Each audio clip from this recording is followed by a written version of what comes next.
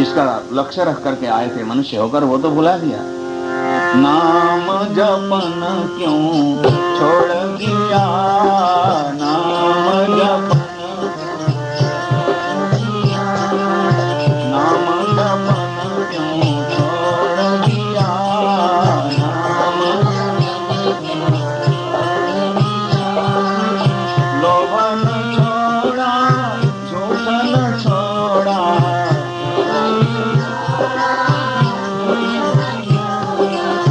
सत्य वचन क्यों छोड़ दिया, सत्य वचन क्यों छोड़ दिया, नाम जपन क्यों छोड़ दिया, नाम जपन क्यों। जिसको घर नाम जोड़ा है, परिवार नाम जोड़ा है, शाम नहीं हुई कि बस कहीं चले गए थे, शाम नहीं हुई याद आने लगी, अरे क्या कह रहे होंगे, देर हो रही है, जल्दी पहुंच जाऊं। यहाँ के घर के लिए इतनी चिंता, पर जो प्रभु का धाम है उधर ध्यान ही नहीं। झूठे जग को दिल ललचा कर,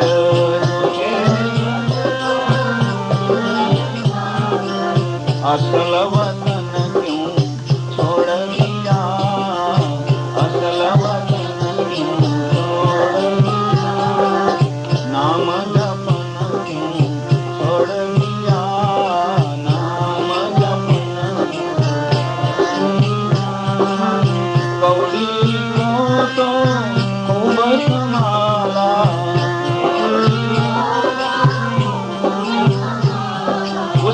धन के सामने संसार में जो कुछ भी है सब कौड़ी है, कौड़ी। जान करके भी छूटेगा, नहीं जान करके भी छूटेगा, इच्छा से भी छूटेगा, अनिच्छा से भी छूटेगा। इसको छोड़ने के लिए हम विवश हैं। इस विश्व जीवन के भीतर आज तक इतिहास में किसी के बारे में ये नहीं सुनने को मिला कि अमुक लाला जी और तो कुछ नहीं लगे, पर एक थैली तो समेट के ही गए, 2-4 पैसे तो लेके ही गए थे। कोई कुछ नहीं लेके जाता, कौड़ी भी नहीं जाता। ऐसी चीज है संसार का धन, और वो प्रभु का नाम, वो तो परम धन है, दिव्य धन, जो कभी नहीं छूटता। आप छोड़ना भी चाहें कभी नहीं छूटता। कौड़ी को तो खूब संभाला,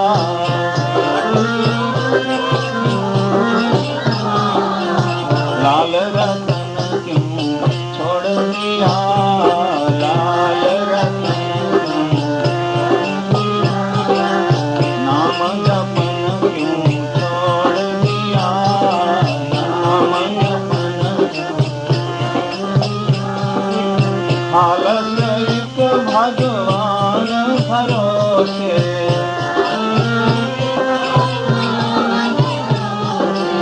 तन मन धन क्यों न जान दिया, तन मन धन क्यों न कर दिया, नाम जपन क्यों छोड़ दिया, नाम जपन। इसका मतलब संतों ने इस तरह से जगाया, चेतना दिलाई कि तुम उल्टा जीवन जी रहे हो। जो करना चाहिए था वो नहीं करते हो, जो छोड़ना चाहिए था नहीं छोड़ते हो, और जिसको पकड़ना चाहिए था उसको छोड़ रहे हो। ये गति वाला जीवन नहीं है। इसीलिए दूसरा अक्षर ग बताता है कि गति वाले बनो, सही रास्ते पर भगवान के बन के चलो, जीवन जियो। दूसरा अक्षर बताता है। और तीसरा अक्षर है व माने वर्धन। वर्धन माने बढ़ना, ऊपर की ओर उठना। परसों जैसे थे उससे अच्छे कल रहे, कल से अच्छे आज हैं, आज से अच्छे आने वाली कल को होंगे, और आने वाली कल से भी परसों को और अच्छे होंगे।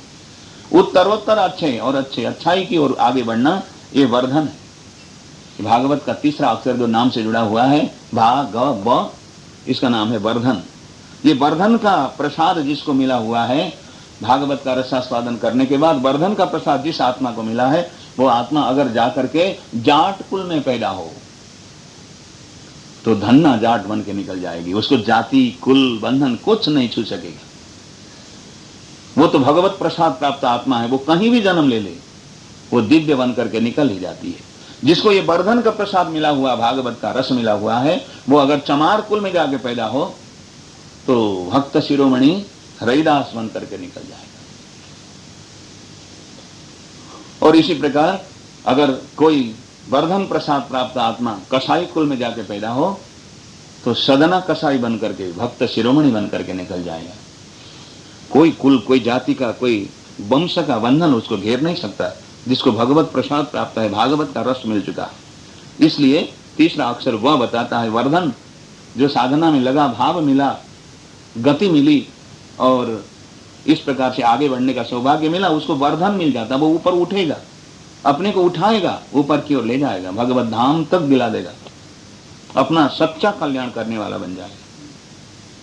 और चौथा अक्षर त है। त का मतलब है जिसने इस रसास्वादन करने का, इसी रसास्वादन करने का सौभाग्य पाया भागवत रस का, वो तर जाएगा संसार से। इस प्रकार इस पावन ग्रंथ के नाम से जुड़े हुए अक्षरों का अर्थ महात्माओं ने, साधकों ने किया है।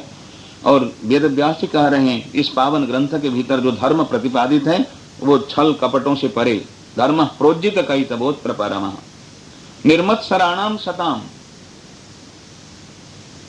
मात्सर्य से ऊपर उठे हुए सज्जनों संतों का बताया हुआ, संसार का कल्याण करने वाला, तीनों तापों को मिटाने वाला जो परम तत्व है, उस तत्व से जुड़ा हुआ परम धर्म इसमें प्रतिपादित है जीव मात्र के लिए। श्रीमद् भागवत की इस रसमयी कथा का जिसने रसास्वादन किया और कुछ नहीं बाकी रह जाता इसके सुनने के बाद, और जिसने इस कथा को सुना उसके हृदय में भगवान इस तरह से आके अनुराग अपना रखते हैं कि उसको मंदिर बना देते हैं। छोड़ने पर भी, वो छोड़ना चाहे तब भी नहीं छोड़ सकते। भक्त स्वयं कहे कि प्रभु आप छोड़ दो, तब भी वो नहीं छोड़ सकते। ऐसा उनका प्यारा स्थान बन जाता उस भक्त का हृदय जिसने भागवत की इस भावमयी रसमयी कथा को श्रद्धा से, भक्ति से श्रवण किया है। जब सूरदास जी ने वैराग्य की तीव्र चरम सीमा पर पहुंचकर अपने हाथों से अपनी आंखों को फोड़ डाला था, सूरदास जी को वैराग्य की चरम सीमा हो गई और उन्होंने देखा अपनी आंखों को, मुझे ये संसार में भटकाने वाली है। जहां जहां सौंदर्यमय रूप दिखा और जहां जहां अच्छाई दिखी, सुंदरता दिखी, वहां भटकती ये आंखें। इसलिए चलो इन आंखों को, अवरोधों को मैं स्वयं हटा दूं। अपने हाथों से सुई उठा करके उन्होंने फोड़ डाला था अपनी आंखों को। ऐसे महात्मा परम वीतराग सूरदास जी, भगवान कृष्ण के बाल कृष्ण प्रभु के अनन्य भक्त उपासक, वो अपने गांव से वृंदावन जाने के लिए निकलने लगे। आगरा के पास उनका गांव पड़ता था और वहां से वृंदावन जाने के लिए निकले सूरदास जी। लाठी के सहारे टटोलते हुए कदम बढ़ा रहे थे। कुछ दूर पहुंचने पर एक बहुत मीठी मीठी बोली बोलने वाला छोटा छोटा बालक आया। आके कहा, बाबा बाबा मैं आपको वृंदावन पहुंचा दूंगा, आइए। लाठी पकड़ ली बालक ने और सूरदास जी को खींचता हुआ बालक आगे बढ़ने लगा। बड़ी मीठी मीठी कथाएं सुना रहा था, बातें बोल रहा था वो बालक। सूरदास जी को पक्का विश्वास हो गया कि ये कोई बालक और कोई संसारी बालक नहीं, ये तो मेरे प्रभु इष्ट देव बाल कृष्ण ही आए हुए। अपने परम प्रिय इष्टतम भगवान श्री बाल कृष्ण को समझा सूरदास जी ने कि मेरे प्रभु, मेरे बाल कृष्ण, मेरे परम आराध्य इष्ट देव ही आए हैं मुझे पहुंचाने के लिए। ऐसा भावमय हृदय बनाकर भगवान बाल कृष्ण की मीठी मीठी बातें सुनते हुए, टटोलते हुए आगे बढ़ रहे थे। उनके इशारे पर चल रहे थे भगवान, जैसे जैसे जिधर जिधर ले जा रहे थे। कुछ दूर जाकर के भगवान को लगा मैं मेरे भक्त की परीक्षा करूं। हाथ की लाठी छोड़कर भगवान छिप गए। जब प्रभु छिप गए तो सूरदास जी ने उलाहना दी, हस्तमुच्छिद्य आतोषी पौरुषम किम्न थे। प्रभु आप तो मेरा हाथ ही छुड़ा के जा रहे हो, इसमें क्या पुरुषार्थ है प्रभु आपका? जिस दिन आप मेरे हृदय को छुड़ा के जाएंगे मैं उस दिन मानूंगा आप पुरुषार्थी हैं। हृदयाद यदि आतोषी पौरुषम गणयामि ते। इतना क्या कहना था सूरदास जी का। तुरंत प्रभु आए, नहीं नहीं बाबा मैंने कहाँ छोड़ा है, मैं थोड़े दूर गया हूं, मैं आपके पास ही हूं। फिर लाठी पकड़ ली और खींचते हुए आगे बढ़ाने लगे। सूरदास जी को वहां पहुंचा दिया जहां पहुंचाना था, बंशी भट्ट के पास वृंदावन में यमुना जी के किनारे। और वहां जाकर के वो सूर सागर जैसा दिव्य ग्रंथ रचते हैं सूरदास जी, जिनकी दोनों आंखें नहीं हैं, पूर्ण रूप से दृष्टिहीन बन गए हैं, पर वो सूर सागर जैसा महाकाव्य रचते हैं जिसमें भगवान की ललित लीलाएं वर्णित हैं। तो सद्यो हृदय वरुध्यते प्रकृति ही शुश्रूषुभिः तत्क्षणात्। जो इस कथा को रसास्वादन के भाव से रसमय मान करके परमानंद की स्थिति में सुनता है, उसका हृदय तो प्रभु के लिए इतना प्यारा बन जाता कि अगर स्वयं भक्त कहे प्रभु छोड़ दो तो भी भगवान नहीं छोड़ सकते, इतना प्यारा उसका भगवान के लिए हृदय बन जाता है। सद्यो हृदयवरुध्यते प्रकृति भी शुश्रूषुभिस्तत्क्षणात्, भगवान को अपने हृदय में प्रेम पास से बांध कर अवरुद्ध कर सकने की शक्ति भक्त को मिलती है, भागवत की कथा का रसास्वादन करने वाले को। ऐसी सुंदर महिमा बताई भागवत की। और वेदव्यास जी कहते हैं ये श्रीमद् भागवत क्या है? निगम कल्पतरोर गलितम फलम सुखमुखादमृत द्रव संयुतम पिबत भागवतम रसमालयम मुहुरहो रसिका भुवि भावुका। ये निगम रूपी कल्प वृक्ष का अर्थात वेद रूपी कल्प वृक्ष का पका हुआ फल है।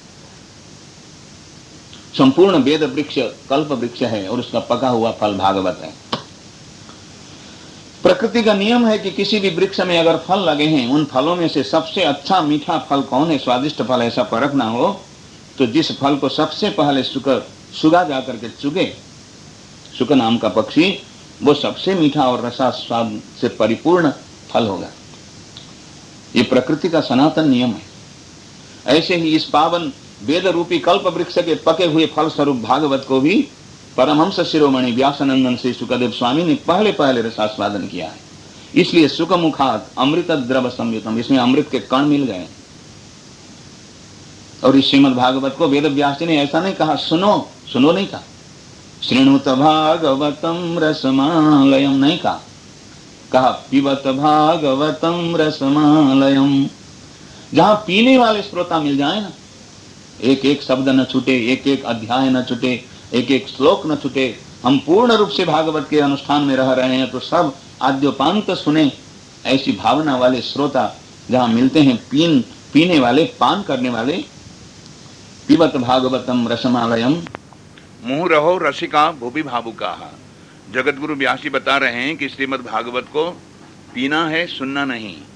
और श्रीमद् भागवत के श्रोताओं की योग्यता के बारे में प्रकाश डालते हुए जगत गुरु व्यास जी कहते हैं भागवत के श्रोताओं को भावुक होना है और रसिक होना है, ये इनकी विशेषता है। और इन दो गुणों के साथ ही कोई अच्छी तरह से भागवत के इन पावन रसमय आख्यानों का लाभ उठा सकता है। रसोपासक भी हो और भावुकतापूर्ण कोमल हृदय वाला भी हो, तब जाकर भागवत की कथा का वास्तविक रसास्वादन होता है। जिसके हृदय को संसार की संपत्ति ने, वैभव ने शुष्क बना दिया है, सरसता नहीं है, ऐसे व्यक्ति के शुष्क हृदय में भागवत का रस हो सकता है उतना न पड़े। सब अपनी अपनी पात्रता के अनुसार रस का ग्रहण करते हैं, जिनमें जैसी पात्रता है उसको उस कथा का, उस आख्यान का उतना ही रस मिलता है। तो अब मूल कथा का शुभारंभ होता है। नैमिषारण्य क्षेत्र में शौनकादि ऋषिगण प्रातः काल की मंगलमय बेला में हवनादि संपन्न करके सत्संग की भूमिका बना करके रह रहे थे, और उनके बीच में एकाएक परम पावन प्रभु का पतित पावन कीर्तन गूंजने लगता है। जय राधे गोपाल भज मन श्री राधे,